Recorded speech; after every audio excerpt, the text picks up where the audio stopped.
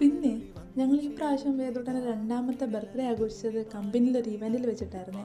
ആഘോഷമൊന്നും പറയാനൊന്നും ഇല്ലായിരുന്നു, അവനൊരു ജസ്റ്റ് ഒരു കേക്ക് കട്ടി. പക്ഷേ അത് അവിടെ വെച്ച് ചെയ്യാമെന്ന് വിചാരിച്ചത് നല്ലൊരു കാര്യമായിരുന്നു. വേദോട്ടൻ അവിടെ എത്തിയപ്പോൾ മുതലേ വളരെ ആക്റ്റീവായിരുന്നു. നല്ല തണുപ്പുള്ള ഏരിയ ആയിരുന്നു, അതൊരു ബീച്ചിൻ്റെ സൈഡായിരുന്നത് കൊണ്ട് തന്നെ അവിടെ നല്ല തണുപ്പായിരുന്നു. അങ്ങനെ ഞങ്ങൾ അവിടെ വെച്ച് കേക്കൊക്കെ കട്ട് ചെയ്ത് കൂടെ ഉണ്ടായിരുന്നവരൊക്കെ അവിടെ നിന്ന് ഹാപ്പി ബർത്ത്ഡേ പറഞ്ഞപ്പോഴത്തേക്ക് വേദോട്ടന് ഭയങ്കര സന്തോഷമായി. അവൻ്റെ പേരൊക്കെ അവരെടുത്തിട്ട് പറഞ്ഞപ്പോഴത്തേക്ക് അവന് ഭയങ്കര സന്തോഷമായിരുന്നു. കാരണം ആരും അറിയാൻ വയ്യാത്തവരല്ലേ ചുറ്റും നിൽക്കുന്നത്.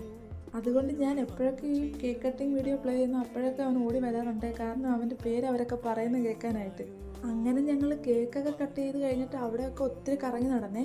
അവിടെ ഒത്തിരി പ്രോഗ്രാംസൊക്കെ ഉണ്ടായിരുന്നേ, മ്യൂസിക് ഷോസൊക്കെ ഉണ്ടായിരുന്നു. അതൊക്കെ കേൾക്കാൻ നല്ല രസമായിരുന്നേ.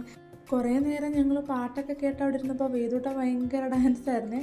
പിന്നെ കുറേ പ്ലേ ഏരിയ ഒക്കെ അവിടെ ഉണ്ടായിരുന്നു, നമുക്ക് എൻജോയ് ചെയ്യാൻ പറ്റിയ പ്ലേ ഏരിയസൊക്കെ അവിടെ ഉണ്ടായിരുന്നേ. പിന്നെ കിഡ്സ് പ്ലേ ഏരിയ ഒക്കെ അവിടെ ഉണ്ടായിരുന്നു കേട്ടോ, നല്ല രസമായിരുന്നു അവിടെ. കൂടുതൽ സമയം വേദൂട്ടൻ്റെ കളി ഈ ബീൻ ബാഗിൻ്റെ അകത്തായിരുന്നു. ഓടി വന്നിട്ട് അതിൻ്റെ മണ്ടയ്ക്കോട്ട് ഇറങ്ങി ചാടുകയായിരുന്നു അവൻ്റെ പ്രധാന ഹോബി അവിടെ നിന്നപ്പോഴത്തേക്ക് കേട്ടോ. ലാസ്റ്റ് ഇവനെ ഇവിടുന്ന് കൊണ്ടുപോകാൻ ഞങ്ങൾ കുറേ പാടുപെട്ടു കേട്ടോ. എന്തായാലും ഈ ദിവസം ഞങ്ങൾ ഒരിക്കലും മറക്കില്ല. അപ്പോൾ ശരി, പിന്നെ കാണാം.